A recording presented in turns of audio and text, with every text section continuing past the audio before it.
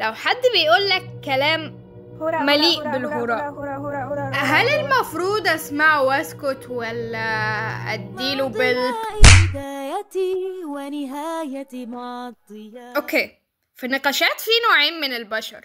نوع منطفي مش مهتم بيمشي الدنيا بس علشان يروح، ونوع تاني هجومي متمسك برأيه كالجحيم. بس انا بكون نفسي افهم واقول للمنطفي انت عايزه اعرف ايه اللي في مخك، واقول للتاني يا غبي نص كلامك غلط. وبما اننا اتكلمنا عن اهمية النقاش في الفيديو الجامد ده، هنتكلم عن تكوين الرأي اللي هي مشكلة صاحبنا. أحسست به يقينا في قلبي كالبرق كالشعاع. طيب، مبدئيا في حاجة اسمها الشك المنهجي، وهو ان اي معلومة بتدخل للبني ادم فهي معلومة خاطئة حتى يثبت عكس ذلك. الانسان المفروض يستخدم الشك في كل المعلومات عشان يوصل للحقائق، لان الشك مبدأ اليقين.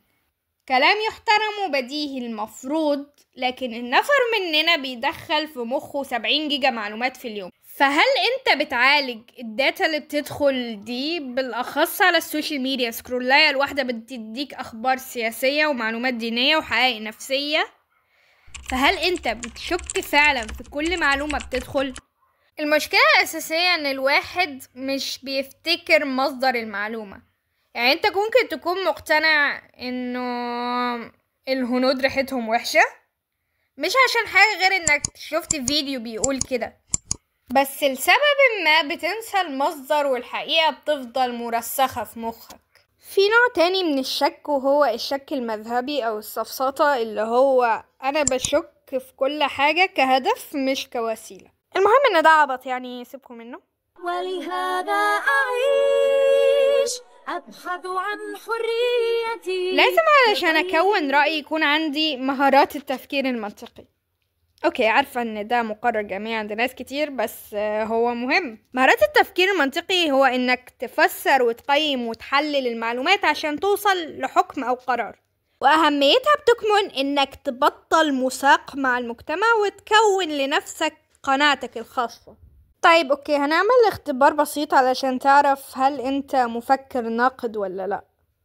1، هل انت بتعرف تبحث تعمل ريسيرش عن الآراء المختلفة؟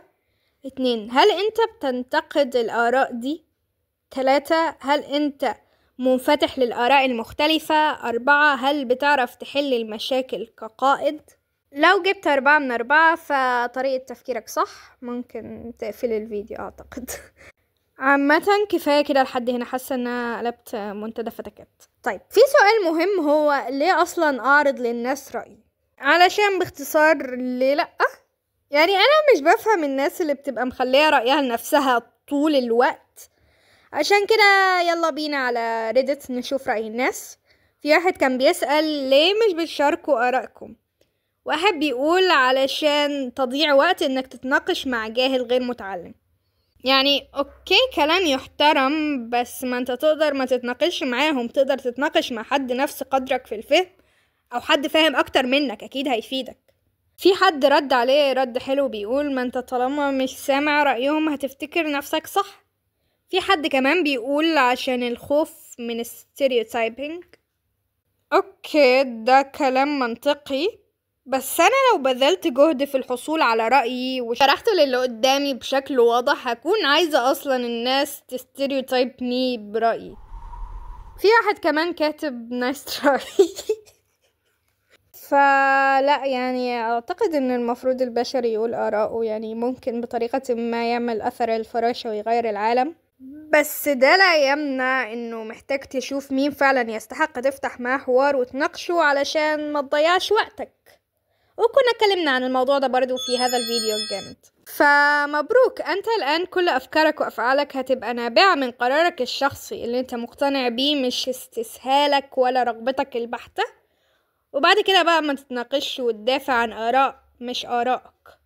والفيديو ده كان من سلسلة فيديوز بعيدا عن الكرنج، اللي هي بنناقش فيها مواضيع بتوع التنمية البشرية اتكلموا عنها كتير، بس هي برضو مهمة فلازم نسلط عليها الضوء. وهنا يكون الفيديو للأسف خلص. اوكي، للأسف بطريقة ما عدى شهر من غير ما نعمل فيديوز.